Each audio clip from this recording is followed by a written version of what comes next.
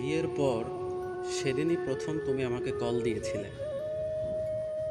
তোমার ফোনের অপেক্ষায় থাকা এই মানুষটি হঠাৎ আননোন নাম্বার থেকে কল আসায় বেশ তাড়াহুড়ো করেই কলটা রিসিভ করেছিলাম।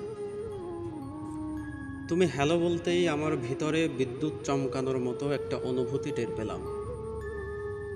জিজ্ঞেস করলে কেমন আছো তুমি। খুব সহজভাবে তোমায় বুঝতে না দিয়ে আমি উত্তর দিলাম, বেশ আছি। আমি জিজ্ঞেস করলাম, তুমি কেমন আছো। তুমিও সাবলীলভাবে মিথ্যে উত্তর দিয়ে বললে, আমিও ভালো আছি। তোমায় ধমক দিয়ে বললাম, এই পিচ্চি, তোমাকে আমি চিনি না, কেন শুধু শুধু মিথ্যে বলছো। তুমি তখন হাউমাউ করে কান্না করে দিলে। তখন মনে হলো কেউ আমার ভিতরটা দুমড়ে মুচড়ে নিঃশেষ করে দিচ্ছে। আর একটা কথাও বলতে পারলাম না।